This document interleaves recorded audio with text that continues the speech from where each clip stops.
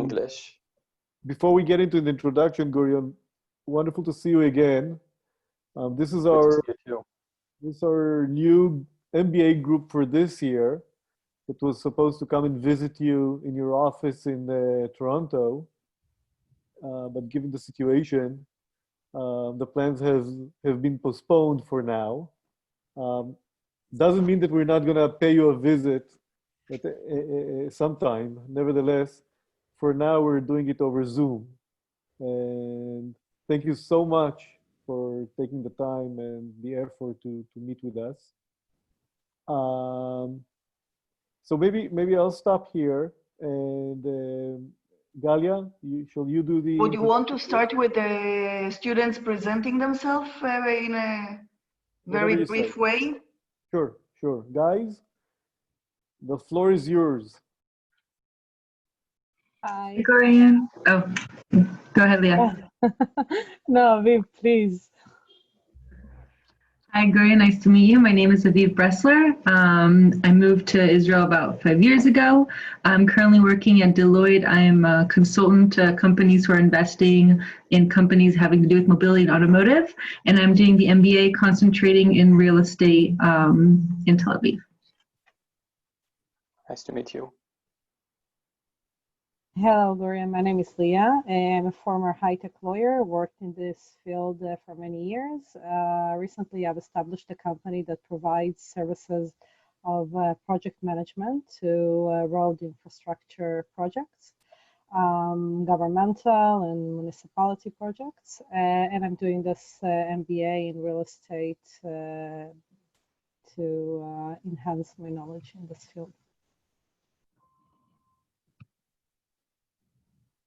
Who wants to go next? My name is Dror. I'm a structural engineer. I've been working for 4 years designing industrial and residential buildings, and I just made the transfer to project management. And I'm in the real estate program for the MBA. Hi, Gurion. I'm Yuval. I'm a mechanical engineer by training. I was working as a developer in Jacksonville, Florida, especially single house residential units. And today I'm a project engineer in an energy company. Also real estate emphasis in the MBA program.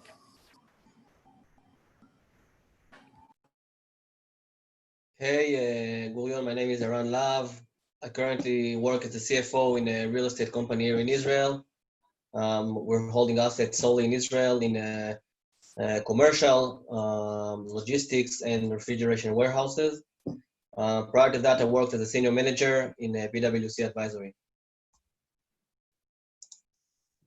Hi, my name is Anat. I'm a structural engineer in Tel Aviv, and I'm also in the real estate MBA program. Hi, my name is Noam Zeiger, and I'm working in a real estate company that manages and develops commercial spaces, and I'm doing my MBA in real estate and finance. Hi, my name is Dorit Ellsberg. I work as a lawyer in Israel in the tax field, and I mostly give service to real estate entrepreneurs. I think we got everyone. Gurion, I'm the co-lecturer in the class, Yisrael Simmering. We had the pleasure of meeting last year. Thank you for your presentation. Thanks for coming again. And I'm Dani Ben Shahar. I'm a faculty member at the Kohler School of Management here at Tel Aviv University, and I co-lecture this class with Israel and I guess Galia. The stage is yours now. Yeah. I think we just had one more joining is Sebastian, if you want to just hop in. Oh, Sebastian, right. Yeah. Go ahead, Sebastian. Hi, my name is Sebastian. I'm from Munich, and I'm doing the international MBA here, and I do have a background in finance, product development, and commercial real estate. And you have some background in, tell us a little bit about your housing issues in Germany. Yeah, since I do have a couple of commercial rental units, I do also face difficulties because of COVID-19, especially some of the tenants in the retail sector were hit dramatically. I do have a tenant that is a mass discotheque. He suffers a lot. Apart from this, also other retail-oriented tenants that face difficulties. So it's a really, really interesting and challenging time. And I focus on finding agreements that work for both sides.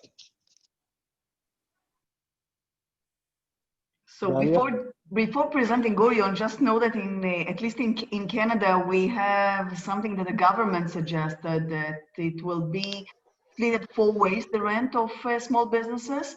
Quarter will be eaten by the landlord, quarter will be paid by the tenant, quarter by the provincial government, and quarter by the federal government. And in this way, tenant can somehow continue to pay the rent.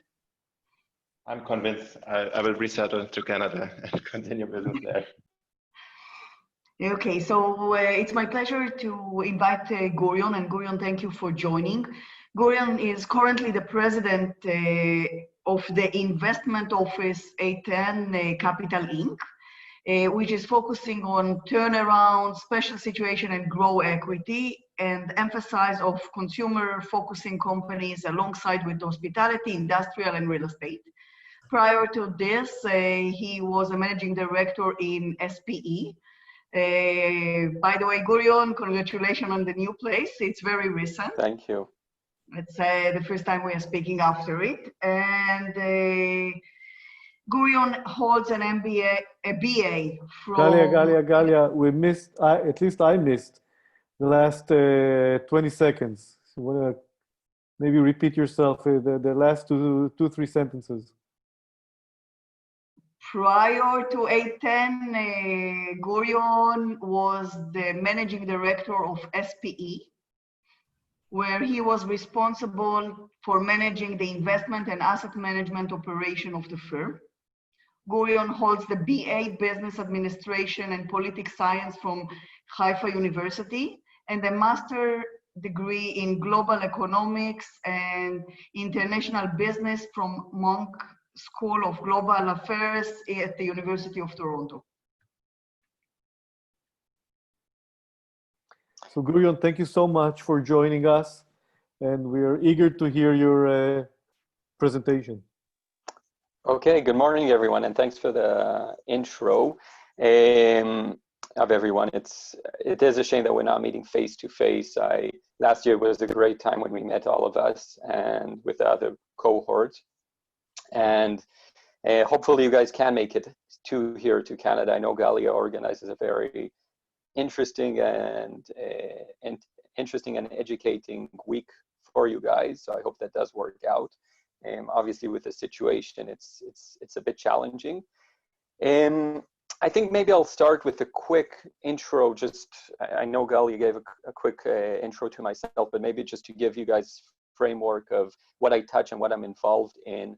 Then maybe I'll talk a bit about just a few interesting things that I find at least interesting right now looking at.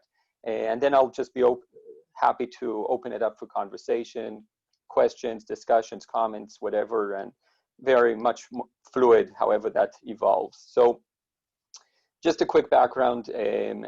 I actually grew up in Israel. I moved here for my graduate studies at UFT. And as I was doing my graduate studies, I connected with a group that it's a family that made a lot of money in a few different businesses. And they were looking kind of for a way to structure all of the investments, which were very much ad hoc and not organized that well. And that was basically when we set up SPE, Serruya Private Equity. I'm still involved today, although I've gone on and opened up a new operation, other investment office. I'm still involved with them on various projects and investments. And it's a typical private equity fund as you would imagine it. The only difference, which I obviously very much like, is that 95% plus minus of the money comes from one family. So you do not have all of the headache. I don't know how much people are familiar with private equity or raising money from other people. And there's a lot of restrictions when you raise money from other people, mandates, etc. Here, because of the one investor, which is a significant investor, and their attitude in general, there's a lot of flexibility. So through that, we've done a lot of different investments in the past 5 years, plus minus. Today, currently, it's plus minus $1 billion Canadian assets under management. 50, it's much more than 50 actually. Now it's around the 60% is in real estate, and the rest is in companies. I wouldn't talk too much about the companies just because it's not the topic of our conversation today, but I would say, just as a comment, and we might touch on it after, is through companies you also get a lot of exposure to real estate and understanding into real estate. Just as an example, one of the companies I'm involved with is a franchisor and operator of restaurants. They have 1,500 locations in the US and globally. And just seeing the maps of every day, I'm getting a report of locations that have reopened, locations that are closed, where are they reopening, what's the traffic in those malls. So I have exposure to almost every mall in the US. I know, generally speaking, what's the traffic in it and how things are going back, what's the sales, etc. Just because you have 1 or 2 or 3 different locations in any one of these malls. So that's just a side note on the companies, which ties into real estate, and especially in these times. In the real estate, and at SB, we've taken a very much multiple approach. One is to what's called preservation of capital, meaning investing and to not lose money and maybe not make high returns, but lower risk. Other ones are generational investments, where we look just on the long-term appreciation of real estate and development. And the third, obviously, opportunistic and good deals that can be made around the area. We generally, most of our portfolio is in Canada. It's in Montreal and Toronto. And we have some investments in the States that we've done recently in the past few years. Asset class, all over. Again, it's nothing, we do not have one specific focus. But just a quick overview of the real estate assets. I'll just run down the list very quickly. We have student housing in Montreal. We have offices in Montreal and Toronto and Scottsdale, Arizona. We have hotels in Montreal and Toronto. We have shopping malls with a lot of development land here in Toronto and in Montreal, and commercial, general, and retail. So basically, as you could imagine, we touch a lot of different things, and each investment is truly different. So that's the general focus on real estate, hard assets in real estate. In my other hat, let's call it the Gurion, A10 Capital, Is it okay to hop in and with questions? Yeah, please, absolutely. So maybe you can elaborate a little bit. It sounds like you have a very strong home bias in your real estate investments. Can you elaborate a little bit about the strategy here? Yes, so absolutely a big bias. I would say in our real estate, when it comes to value, 98% is in Canada and 2% is in the US. We have 20 real estate assets in the US, but they're much smaller, and the rest is here in Canada. And the bias is not necessarily a bias of being in Canada just because it's in Canada for some strategic reason. I could share with you, I've looked at a few assets even in Israel. There was a factory in Bet Shemesh that I almost bought. I did already all of the appraisal and everything a few years back. The reason has been just that we haven't seen good opportunities in other places that merited taking the risk. Obviously, having something in the back of the court, it's close. We like to see ourselves more as hands-on investors. So we do the asset management. In some of the cases, we also do the property management. And doing those things with an asset that's far away is pretty difficult, and you're dependent on property managers. Our approach has always been, we're much more, I would say, operators than money managers. And we believe that a lot of the opportunities that you find that improve your IRR are thanks to actually rolling up your sleeves and touching things and seeing the opportunities firsthand. So because of those reasons, we've gravitated and focused mostly in Toronto and Montreal. Having said that, like I said, we bought properties in Arizona. The price was right. We felt very comfortable with them. We had a good property manager, so we proceeded. The same thing with properties we have in California and Florida. But generally, that's the reason we've decided to focus in Canada. I'll tell you why I'm asking, because to my understanding, it's the money comes from mostly from one family, meaning that there's very high correlation between many of their investments, because they're all basically located in the same market. So there could be, and I'm just throwing this as a question, and potentially there could be an advantage in terms of risk management of diversifying the portfolio outside Canada, just for, as I said, from the risk management aspect. Yes, absolutely. I think it's important to note a few things when we think about risk. It's not only a real estate investment fund. So you do have exposure to other things. Funnily enough, when it comes to companies, 95 plus minus of the money is actually invested in the US with exposure to global markets. And so there is a balance there. We through our companies, more than real estate, we have revenue being generated from over 50 countries around the world, just different brands, different concepts around the world. So that's one. B, the real estate is kind of like, there's funds that invest money in like a hedge fund. It always has a portion of its portfolio in bonds, usually, just to be safe, have that kind of safety basket. For us, the safety basket is real estate. And that's been the safety basket. We do not leverage up too much. Most of our properties don't even have debt on them. So I could tell you now, with everything going on with Corona, we own a mall, we own retail, and we're okay. It's obviously not nice, and there's definitely challenges and interesting times, and you need to help tenants and everything. But we're not worried. We're not having issues with the banks. We're not challenged on any aspect like that. So for us, the view, we're long real estate, we're long the Canadian market, and because of those two factors, we don't look at it at a year end. We look at it generational almost. That's not to say that we wouldn't sell properties.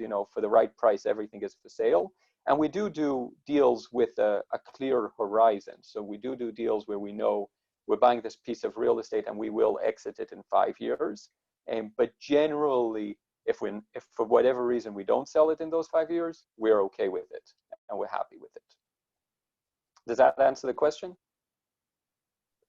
Very much so, and indeed, it's it's very interesting because it's a very interesting framework. It's not, as you said, for example, the fact that you barely have any debt, which is very unusual in this industry.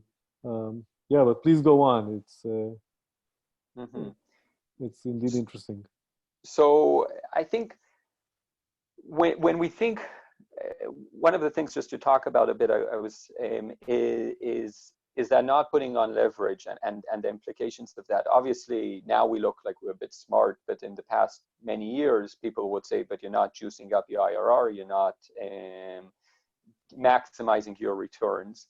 The way we approach things in general also is, going back to the beginning, we have flexibility. So having that flexibility of not necessarily having specific mandates from investors, etc., enables us to do deals that are very opportunistic, which other funds sometimes just cannot touch.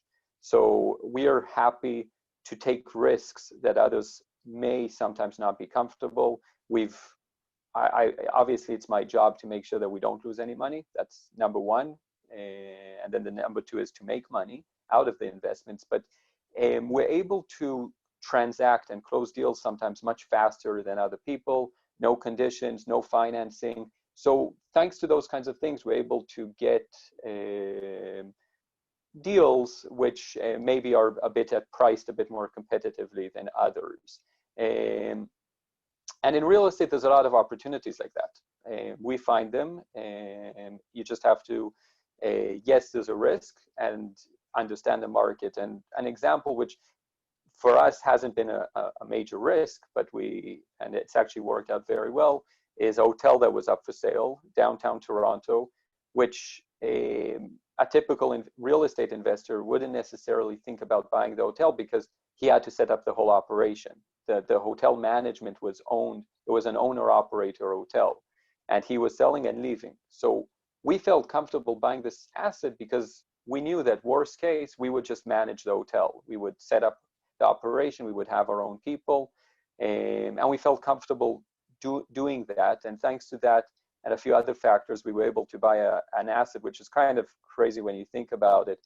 It was up for sale for over a year and a half in Toronto downtown. Nothing holds for that long in downtown Toronto.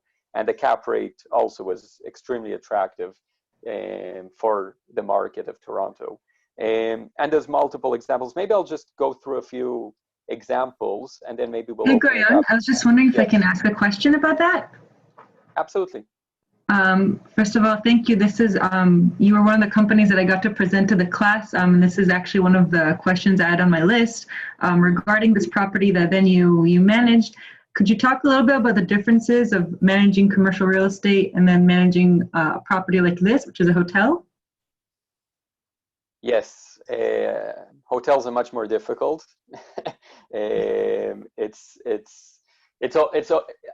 I like to look at hotels much more like a business than a real estate holding. It's a business with an asset, but it's much more a business. You have the branding, you have the customer that comes and goes literally every day. So you're always looking for the new customer. You basically every day have to sell yourself from the beginning, and your service, this specifically is a boutique hotel, so a very high-end one, your service has to be impeccable. You cannot make a mistake. We own a mall up here in Toronto also, and there, things could happen. It's not nice, but if the escalator is down for a day, there's another escalator. And if the escalator is down, it's not that somebody wouldn't go to the mall because yesterday the escalator was down for a day. Nobody cares. You could make those mistakes. At a mall, in a hotel, if you have 2 elevators and one is down, or if you have 1 elevator in our case and it's down, those customers have a terrible experience. They put it out there and it definitely harms you, and it could harm the business. More so, because you have to sell yourself every day to a new customer, the predictability of cash flow is much lower. When you in a mall or other commercial properties, you know your money. You know what's going to come in next year, the year following that, and everything's very clear. In hospitality, you do not know what's going to happen tomorrow or the next day. So it's much more hands-on. Having said that, there's a lot, in my view, there's more opportunities in hospitality, especially today, and I'll talk about that a bit if you want. I think it's worth mentioning, and nobody knows what's going to happen, but after managing the hotel for 2 years as ourselves, we set up a team, we had a great manager in place, and it was doing well. And we were approached by a company called Sonder. It's a startup founded in Montreal, actually. Which I don't know if you guys are familiar with them. They're like Airbnb, but they're the combination of Airbnb and WeWork. So basically they come rent whole complexes or even single units, but they rent them long-term, and then they re-rent them out to guests on a daily basis. So they take long-term obligations for short-term. And very much the WeWork model, just copied to hospitality. So we brought them on as a tenant to the hotel last year. It was a debate because we enjoyed managing the hotel. We saw the upside in us managing them, but they came with an offer that was very difficult for us to say no. We recognize that we might be reducing our upside down the road because the rent was to an extent fixed, obviously with increases and everything, but the lease payments were kind of fixed. But we felt comfortable with it because we understood that we have predictability here of reoccurring. We do not need to deal with the management, and we could take a step back and really be a owner of a triple net lease property where we have a restaurant and we have a tenant that operates a hotel, and we just get a lease payment every month. So we did the deal with them. The jury is out there still to see what happens with them at the end of this corona. There's a high probability, and you didn't hear it from me, that they wouldn't be in business, I think, in a few months. But even in that case, we're okay, because we look at it and we operated the hotel. We have the deposit that they gave us. Obviously, there was some money that they invested in the property, and we would just have to reset up our own operation. So as much as I said I like the management and everything, if we had an option to let somebody else do it and not assume that risk, we were very happy to give it to someone else. Is it something you would consider continuing this investing in these types of properties? And would you suggest other equity companies also get in this if you're saying it's so profitable? Or is it too much work, and is it an upside or a downside overall? Are you talking specifically about hospitality? Yes. It's a good question. I think I think, and as I'm sure you guys hear from us, it's kind of, we're not focused. We don't do one thing. And it's something that we've debated a lot about throughout the years. Should we be focusing really much on one thing and do it very well? Or should we be the jack of all trades, that we touch all of these different asset classes and businesses and industries? We got to the view that, and this is an approach that we believe in a lot, is it's okay to do lots of different things, as long as we know that, and we don't think that we're the smartest people there. So we make sure that we bring in good partners, etc. And B, we don't get lost. So as much as it sounds that we do hospitality, we do commercial, we do this, we do that. And then with companies I haven't talked, but we do distribution, we do retail, we do food, we do packaging, we do a lot of different things.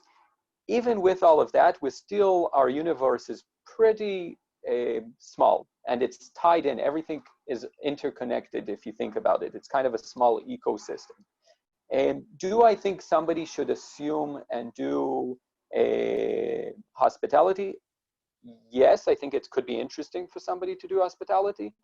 Having said that, I think it's a different approach. Like I said, it's more a business. I think you really need to know what you're doing. And I could tell you, we learned along the way a lot of things. We've been in hospitality, not me personally, but the fund has been in hospitality for the past 20 plus years. There's multiple hotels that we've owned in Toronto, villages, ski villages that we've developed up in Northern Ontario. So it's things that we've touched historically, so we have that experience. I think today is a very interesting time in hospitality, specifically today with the corona virus going on. And I do believe that there's opportunities out there.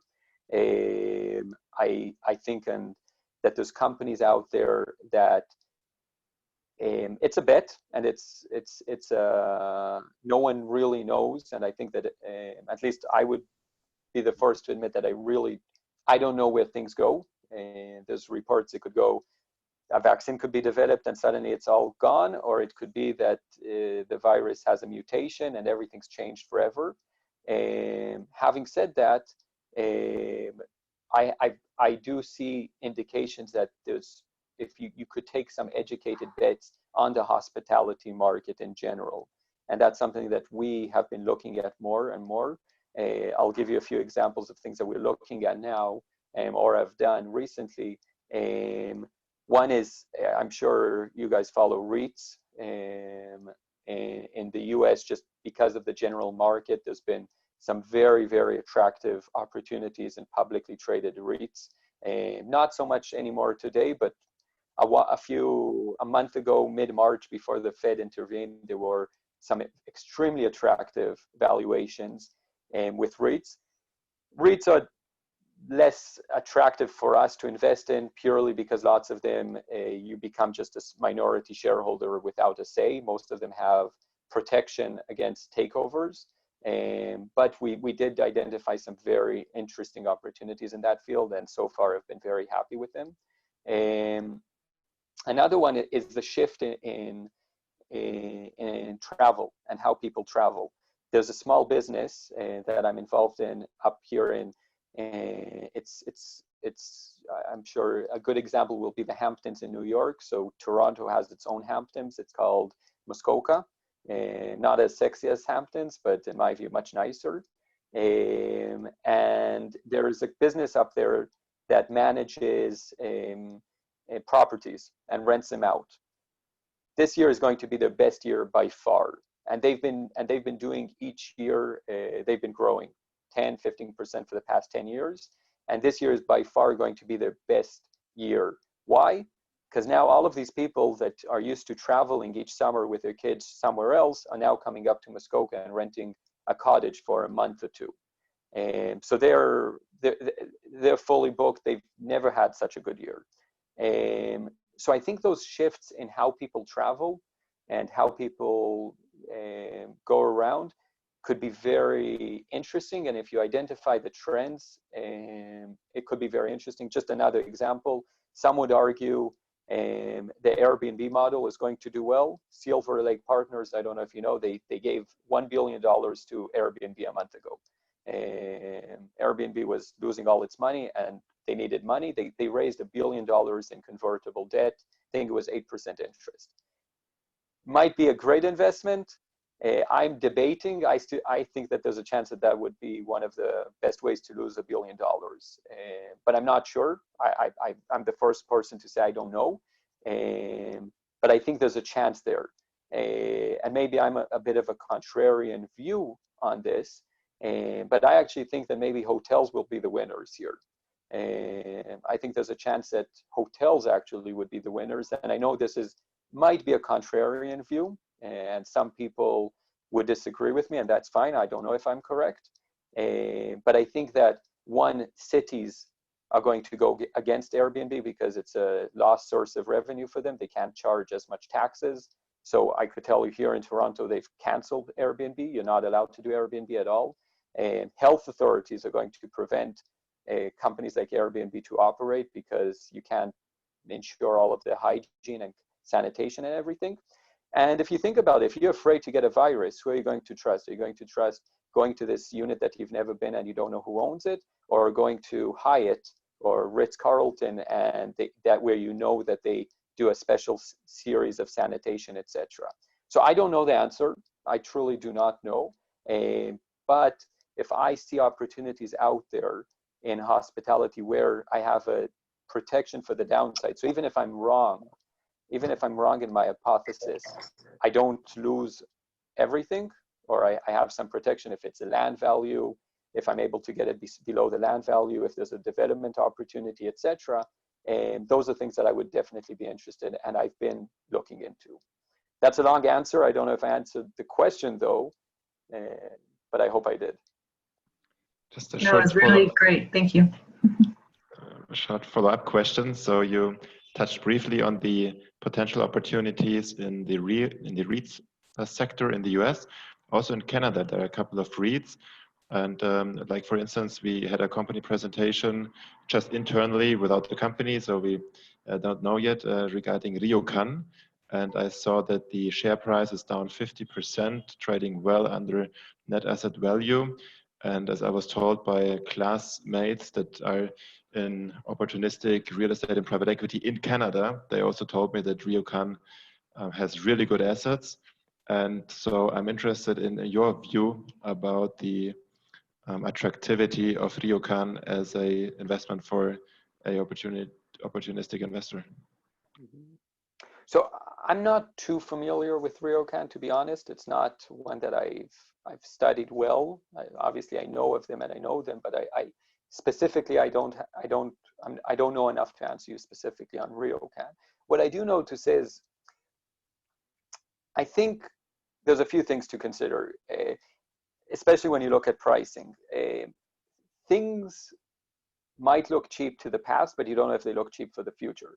They might be expensive for the future. And I think that's something that we need to remember. It's a tendency that people like to do when they look at stock prices or at values in general. They look at the historical and they think, oh, it's 50% down. That's amazing. That's a deal. But it could be 50% higher than it should be in a year. So I think that's important to remember. And asset values, I think they could go both ways. And we really, there's so many, maybe I'll take one step back, and I've been involved, not to a big extent, but I've touched and more on the periphery in cannabis. And that's a business that we've invested in the past. Today, much less, almost not at all, but we were one of the first backers of one of the biggest players here in Canada, Serruya, if you know them. I think today they're number 2 or 3 in market cap in Canada. So we were the original backers when they were still growing flowers for Mother's Day. And so we've been in that industry for a long time. And one of the things that was always interesting in cannabis was that what happened in cannabis in a month happened in a regular industry in 10 years. So because it was such an evolving business, and because it was just so dynamic and in growth mode, things that take in a traditional industry 10 years to evolve and change, there would happen in a month or even less. And I think today, thanks to, I shouldn't say thanks, but due to COVID-19, I think that's happening with all industries. And we have kind of this accelerator of themes, of things that will happen. And when things are moving fast, you really don't know where things end up. And one could put the argument that real estate is going to continue to go up and go up significantly because interest rates are coming down so much, and it's just a direct derivative of that. The money's going to be flush out there, and just prices are going to continue to go up like they've gone up for the past 10 years since the 08-09 financial crisis. And so that's one thing to consider. The other approach to consider is there's almost no doubt that the COVID-19 has accelerated the shift to e-commerce and online working. Shopify, Facebook, I'm sure you've heard, they've declared that no more, the shift to working from home, they've declared that at least for this year and potentially forever, they will move out of offices the way they've been historically. Now, those are big tenets, and I could tell you, I have an opinion about it. Is it correct? Is it not? Will it last? I don't know, but they're saying that. You have retailers. Lots of retailers are going bankrupt. It was known that that's going to happen, but it's happening in such a speed. And lots of retailers are suddenly selling only online. And how many of them are going to reopen, and how many are they going to reopen for how long? There's so many unknowns there that how do you really value a property almost today? It's very difficult, in my view at least. Some people it might be easy for them, but for me it's extremely difficult today to tell you what's the true value of a property. And that's just a fact for me, looking at properties. So I don't know about RioCan, and I truly, like I said, I don't know them good enough. I could tell you REITs and generally other opportunities I've looked at, I've focused a lot more on the land, on where they are, and on the macro environment of the fact that people are population in North America is going to continue to grow, and there's going to continue to be demand for housing, and that's been my driver. The rest, I feel it's too complicated for me to really know where things go. So I'll give you an example of a REIT, and please don't listen to anything I say on this. Just one of the views that I saw and I believed in a lot, and it was easy for me to see it, and this kind of gives an example of how I look at things. So Park Hotel and Resorts is a spin-off of Hilton Holdings. They were owned by BlackRock, and then they took them public, and as part of that, they spin them out to park hotels and resorts.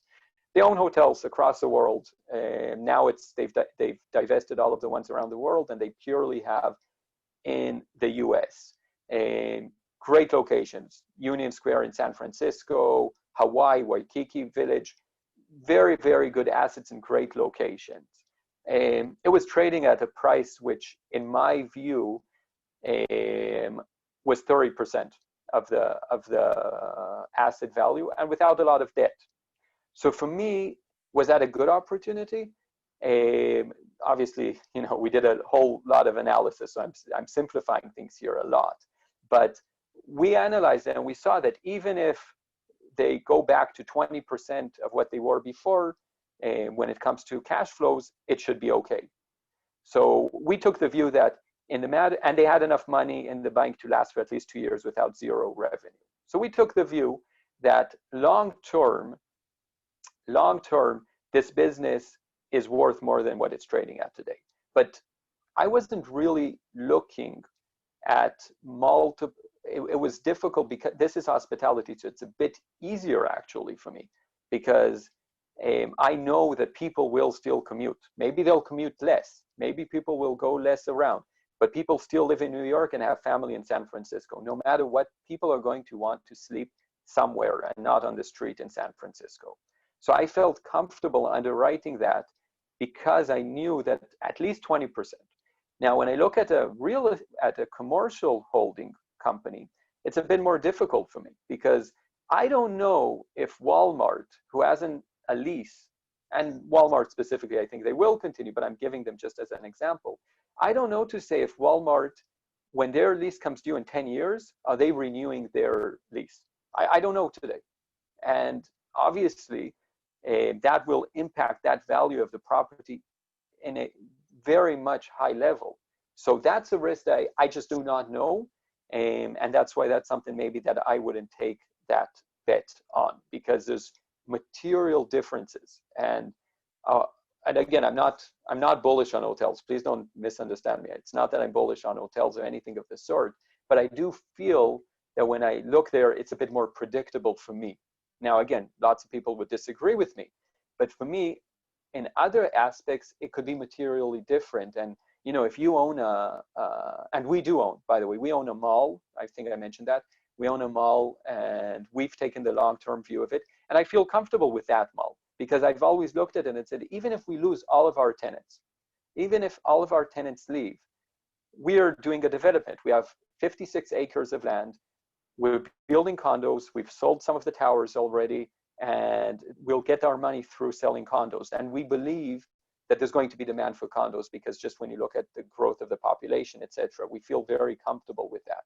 And obviously we've underwrote it, even if there's a significant discount to pricing for real estate residential, we're okay. But if I'm buying a property that I do not necessarily have a development opportunity, and I think Ryokan, Jacob would know, and Gali would know much better than me, but they do have these standalone commercial properties. And zoning might not be that straightforward. It might not be, you might not be able to rezone it to residential. So then what happens? What happens if they lose their tenants? What's the alternative? How do you protect the value of that piece of land? I don't know the answer for that. It's someplace, and that's but when I look at companies like a Ryokan, et cetera, that's what I would be looking for. I would be looking for, what if these things do change? What happens? I really appreciate this answer because it was not just simply a yes or no backed with some facts, but you really provided us with a framework and toolkit in order to analyze business ideas. Thanks a lot. My pleasure. Thank you. Yeah, maybe other questions, I guess. Yeah, I have a question. You referred to your real estate investment as your non-volatile assets. You said you were 60% of your SP is real estate. So I want to talk about the other 40%, which are the companies that you invest in. My question is, can you elaborate a bit more about how do you analyze the companies that you're investing in. Where do you get the leads from? Do you have your own analysts that go through these companies? Are these traded companies or private companies, etc.? Yeah, no, I'm happy to do a quick overview of companies, and I find usually, and I know you guys are studying the real estate side of things, so, but I find it a bit more interesting, the company side of things. We I also do other things other than studying real estate in Tel Aviv University. Yes, I know, and it's not that it's just faster paced. Real estate things happen a bit, and they take some time. It's much more a longer term view. Companies, you could have a great company and the next day it could be nothing. It's just things move faster, and so I generally find it more interesting on a daily basis. Not to say that one is better than the other or anything of the sort. So when it comes to companies, and when I say I'm talking SBN, I'm also talking A10 Capital, because it's kind of part and parcel, doing lots of the same things and different. Companies, it's industry agnostic, so there's no focus on one specific industry. Having said that, we do generally like to look at things that are consumer facing. So things that touch the consumer one way or another, ideally is our sweet spot, let's call it. To start with, what kind of deals and what do we do? So anything of anything almost, with the view, today it's north of 20 million in EBITDA, and for A10 Capital it's a bit lower than that, but for SB it's 20 million in EBITDA with an upside. So historically, just a few examples of businesses that we've done, and maybe a few that we're entertaining and looking at. We own a manufacturer and distributor of agricultural equipment. This is a business number 2 in the US, number 1 in Canada, has operations in Europe, also in China, and basically has its own brands and distributes other brands for agricultural equipment, mainly greenhouses and home gardening. This investment we did in 2017, May 2017, and the view there was it's a business that's been around for 40 years, and we saw it as an angle to capitalize on the cannabis market without touching the cannabis. We identified that its sales were jumping by 70% each state that went legal. So more and more people were buying our product, this company's product, and we viewed it as a good angle to enjoy the growth that was significantly higher than the general market's growth in the cannabis market, without touching the plant and without being truly exposed to it, because you still had core revenue coming from other businesses. And so that's one business that we're involved in until today. Great business, very happy with the investment.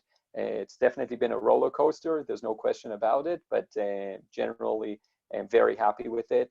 Another one, as I mentioned, the global franchise group, 1,500 locations across the world, 5 different brands, a pizza chain, number 3 in California, a ice cream creamery, a cookie concept, a facility that manufactures pretzels, etc. And that's another business that we're involved in. Both of these businesses, by the way, you're talking about revenue in the range of $300 to $500 million. So they're in the States, they would be called micro cap, but in general, for Canadians, they're a bit bigger than that. They are private, both of them are private, and to your question about private public, almost all investments are private. We might take companies public and then have stock in public companies, but generally speaking, the angle is to be an active investor, so an investor that actually could bring value and implement change and be in control of your own destiny. If you invest 5% or 2% or 1% in a public company, you're basically believing in the management and believing in the controlling shareholders, if there are, and letting them run the show. We like to believe that we could add value, and because we like to believe that we can add value, we want to be able to have a say. So almost all of our investments are control investments. Sometimes we have partners, but even when we have partners, we accept one investment, we strive to be in control, so the controlling partner. We've been in telecommunications. We backed one of the telecommunication providers. The idea was to, I don't know if you know, here in Canada, we kind of have a oligopoly of telecommunication. So our view was to bring in a new entrant, and we supported them, and that was more a minority. Gurion? Yes. Danny, did you?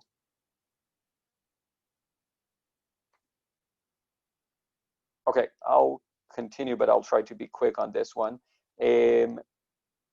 So that's basically the different investments. And bring it to real estate, because we also do real estate investments, it goes both ways. So an example for that would be, I talked before about the Muskoka region and the market there. So one of the investments that I've been involved in recently is I'm looking at building supplies. So natural stone mining, if that says anything, so marble and granite stone. And we've started buying quarries that mine these stone. And the view there is because we believe in the growth, the real estate growth of that market.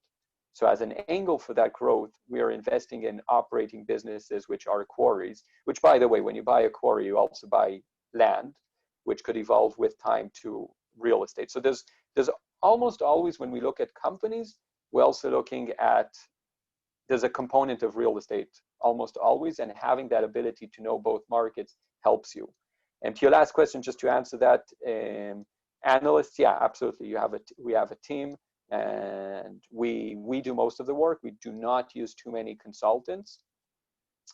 But obviously, when you're getting $250 million from a bank, you have to bring in some consultants that would say that what you think is correct. So naturally, we do engage with them occasionally. Does that answer your question? Very much. So, thank you. Gurion, I have a question. Feel free not to answer though, but I'm listening to you very carefully, and I understand that you do quite a bit deals over time, meaning that some are more successful and some are not as successful. And I wonder, you don't have to go into details telling us about those who are somewhat less successful. Nevertheless, I am interested in listening. If you have any lessons to provide us with any lessons from these experiences that were not, if I may say, as successful as others. Yes, so absolutely. We've had unsuccessful investments, that's for sure. From every investment you learn, and from every investment you hopefully you take something. Overall, we've done well for the fund. And when in an interview, I feel like I'm going to answer you like when you go to an interview and somebody asks what's your weakness and you answer with a strength. So I apologize in advance, but it is the example that comes to mind. Luckily, we haven't written off any business yet or investment. Luckily, we haven't sold in a significant loss, but there have been obviously ones that were challenged. I would give two examples. One was a company. Well, both were companies, but one is with a significant real estate component to it. And I think the first thing is a guiding metric for us is not to lose money. Maybe don't make as much, but don't lose money. So we fight, and we fight very, very hard. And because we have a bit of flexibility with the way we're structured, we do not have to sell immediately. So because we do not have to sell, we're okay waiting a year or even two for the right thing to show up. So that sometimes that enables you to limit your losses. But as I'm speaking, maybe I'll give a few examples, and that will help. So the first example, and I think it's a loss because we closed down the operation. And money-wise, it was a gain, but it was a loss because the business doesn't exist anymore. We owned a retailer called Things Engraved here in Canada. At its peak, it had 102 locations across Canada. It's very similar to Gentleman in Israel, where you go and you buy some trinkets and gifts for Father's Day and whatever. Very not sexy business, but it was around forever. We invested in it long time before I joined the fund. They had this ownership since 2011. And retail in Canada was coming down. We had lots of locations inside Sears. We had a partnership with Sears. Sears went bankrupt, and that really gave us a big hit. And then it was just a multiple different things that happened that really hit the business to the core. So since 2016, up until 2016, it was making money. And then since 2016, it basically stopped making money and even started losing money. We fought for 3.5 years. We really fought to make that business survive. We injected capital. We set up a new CEO. We changed the whole operation. We closed, got out of tons of losing locations across Canada.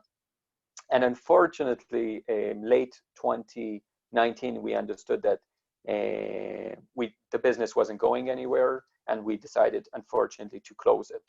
So we closed all locations across Canada. Thankfully, we were able to cover almost all of our obligations, except landlords, which I'm sure some of them are not that happy. But when it comes to employees and everything, obviously, we took care of everyone. And yes, if you look at money-wise from money invested, we might have made some money in the investment, but you close an operation, which is very unfortunate. I think the lesson there, the obvious one, and it actually falls into the question that we talked about before, and Sebastian asked about, is it a discount RioCan or not?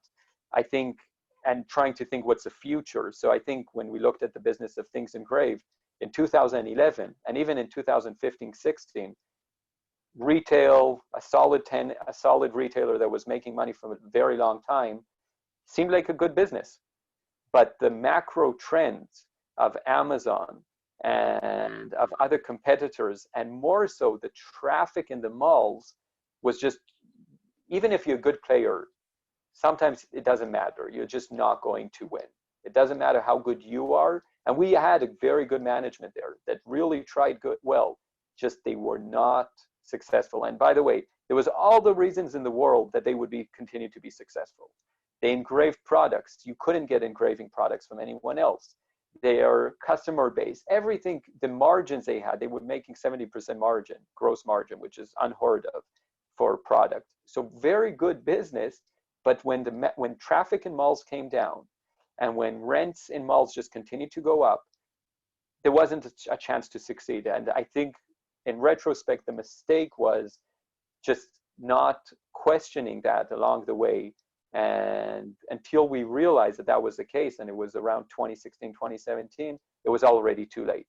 And no matter what we did with the business, and we truly tried, we fought for 3 years to make that business successful, and it just didn't work. So that's one example. Another one, consumer electronics business. This was a business that was bought the day I joined the fund. So for me, it was a great experience to see how you should not do things. And it helped me in moving forward also when I looked at investments, understanding, looking at different things. Very opportunistic consumer electronics, high-end radio and audio systems. They bought the business. It was opportunistic, like I said, in 2 weeks. So they heard of the business, and 2 weeks later, they already bought the business. Very simple. They bought the business. They didn't do good enough due diligence, and that's what determined the fate of that company. They bought the business, and they had an off-balance sheet commitment of more than 50% of the purchase price that they weren't aware of.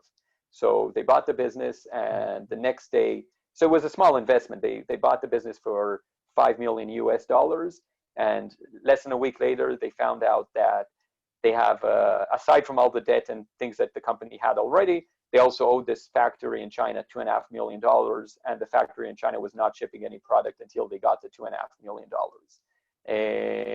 So that's one mistake, but more so that the bigger lesson there was the investors, they did not expect that. And the success of lots of businesses, and I think it's also in real estate, is confidence and believing in the cause, because you'll always encounter challenges. The problem there, aside from that issue, which was an issue, don't misunderstand me, and there were lots of issues with that company. I could talk about it for 2 days. But if I'm just trying to distill it to that one issue, that thing that they suddenly found out, they lost confidence. So ownership that just paid $5 million said, I'm not putting in another dime, because they lost confidence in the business. And then it was a spiral. It was a spiral down, because no matter how much the company management and the team, and I was there with them, I lived in Boston for 3 months fighting for every dime. And no matter how much they fought, they were always held back with a hand and a half tied behind their back, just because of the attitude and the shift in belief, in confidence of the investors in the business. We ended up selling that business to the management of the business. They did a management buyout. We sold it for, we lost a few $1 million in that investment 3 years in. So not a great outcome. And obviously the biggest lesson there is due diligence. You have to be methodical and really deep due diligence. And I know we have some people here that work for PwC and Deloitte, etc. Never believe, shouldn't say never believe, always take everything with a lot of questioning, and never take anything for face value. It's also in real estate, there's always things. And I could tell you, I've done, in real estate, and I'll just talk more about real estate because that's why we're here. Even in real estate, I've looked at properties, I've got appraisals, I've got building condition assessments, I've got environmentals. And even with all of those, there's always surprises. There's always surprises. And the only people, and it's not that you as an investor are the smartest person, you're for sure not. And I think it's good to remember that, but you're the one with the money in the pocket, taking out the money. So you care the most. And I think that's super important.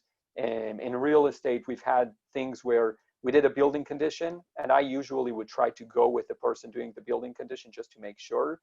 And I could tell you that we've gotten great building condition. Then I walk in and I find leaks, and I find structural issues, and I find things that will be significant down the road, and they just didn't point them out. And then when I point them out to them, they're like, oh yeah, you're right, we'll add that. Do you want us to add anything else? They'll add that also. And that's just one example with one thing, but really, once you bought it, there's no going back usually. Maybe you could fight a bit about things, but generally speaking, once you buy it, you own it, and you want to really do as much as you can. I had once a seller joking that I've every day felt like I was doing to him a colonoscopy. And I was happy when he said that, because that meant I was doing my job and making sure that we really were covering everything. One last example, and I know I'm giving long answers here, but I feel like sometimes it's helpful just to talk about different things. We invested in a company that was doing organic and grass-fed meat. So they had chicken, they had beef, they had fish, and they were a fairly good business here in Canada. I think Jacob and Galia might know them, Blue Goose. And the idea was they were up and coming, selling into all of these big retailers, and it was organic food, and that's in fashion here. Everybody wants organic. So it was a good story. We looked into the business, and they wanted equity investment, and it's a very big fund that's backing them. And we just didn't get comfort on the business. We didn't feel it was there. We weren't comfortable taking that risk on the business. Having said that, we did like the idea. We did like the market, and we did see that there's potential there. what we ended up doing because of that, and this goes to the real estate side of things, the company owned farmland out in BC, tons of farmland for its beef, for growing its beef. We agreed to put a mortgage, a second mortgage actually, on all of the farmland, with interest being paid half in kind and half in actual cash. And we were able to convert the debt down the road if we wanted to. So for us, it was, here we're giving a loan to a company. At the beginning, it was 8% interest, 4% in kind. So you're basically getting only 4% in cash. We had full coverage for the principal because we felt very comfortable with our underwriting of the lands. And the way we looked at it, we said, okay, here we're doing an investment. We're getting 4% in kind, so we have some exposure to the company, and it's convertible, but our downside is pretty secure because we have real estate. So we've done a real estate investment here. We did that, and I know I'm giving an example of something that didn't do well. That company is colossal disaster. Like, again, I could talk about it a lot, terrible. Ended up, the business is still operating, but there's no future in it. We've written down all of our equity there. But we're going to come out of the business with still very secure with the debt. And so we'll get the money back. We would have normalized, we would have done approximately 6% on our money because as years progress, we increased the interest and the cash component. And so now we're up to 8% in cash. And is it a good return? No. Is it the cost of money? Okay. So we basically didn't lose anything, didn't make anything. But it kind of, we did take that bet on a business, but protecting ourselves with real estate. So yeah, 3 examples of companies that didn't go the way we wanted, of businesses, but that we learned a lot from. Great, thank you for elaborating. And if you can allow me to conclude, we have a few minutes left for now, maybe one other question, but just to make sure that you have followed the bottom line of your answer. I think what I take from this, and tell me if I'm wrong, that basically the recommendation here is to be very attentive to any phase of the investment from the very beginning till the very end, and every morning sort of wake up and ask yourself about every single investment. Why am I still holding this investment? What am I expecting to see in the coming future? Do I want to sell today, or do I want to continue and hold the investment? And I know I sound a bit dramatic, but I mean, this is what I hear from what you say, and if I'm wrong. Yeah, I think that's a great way to describe it. If I may, I'll add on that. And I think that's excellent, and I absolutely agree. I think we're all human beings, and I think it's important to recognize that we all have emotions, and I think, at least for me, it's work to find ways to ensure that I don't let my emotions lead the way. So a few things. One is, so it's just practices that I do, and there's a lot, but I'll just share a few of them. One thing that I do always is, when we start looking at a business, I write down the thesis and the risks that I see.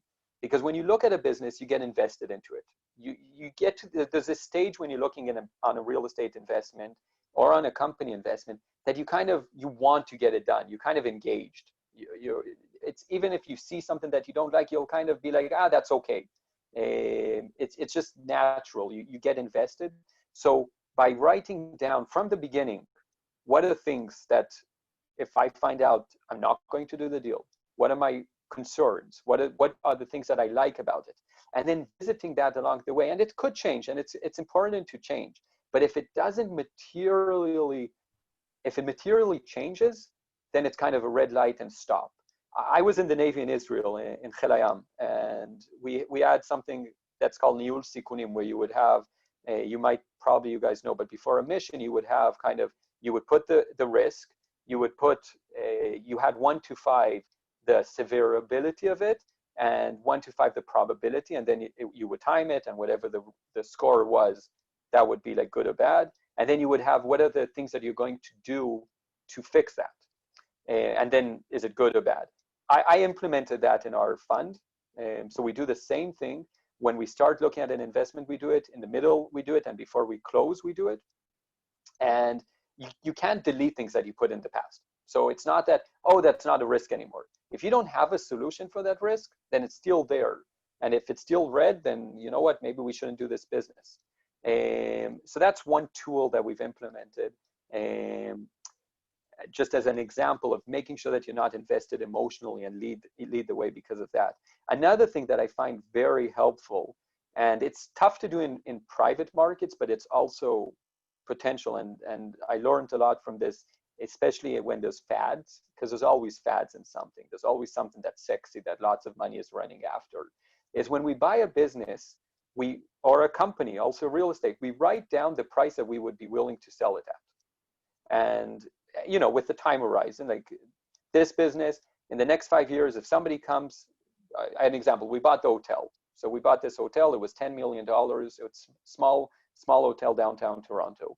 We wrote down, if somebody comes to us in the next 5 years with an offer of 15 million plus, we'll sell. Easy. And that, just having that number ensures for us that we don't do mistakes. What do I mean?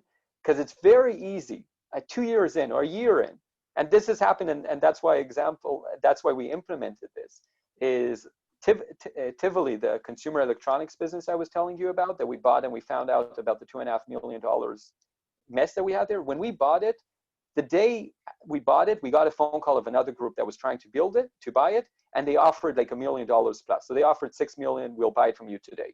Like, you own it for 1 day and you made 20% return. And we said no, because we were like, oh, this is amazing. This just shows that we did a great investment here. This guy is willing to pay $1 million more. Of course, this is a great investment.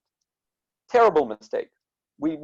That stupid decision, we lost tons of money. But if you would have asked us, and without emotions, when we bought the business, we would have said, yeah, if we are able to make 20% plus return in less than a year, for sure, let's do it. Now, I don't know if we would have said that, but if we would have sold it, and we wouldn't have had this emotion component to it. Same thing with the hotel. People have approached us, and they've become below the 15. So it's easy for us. We know we want the 15. It's not that we don't entertain the other options. Things haven't changed enough for us to agree.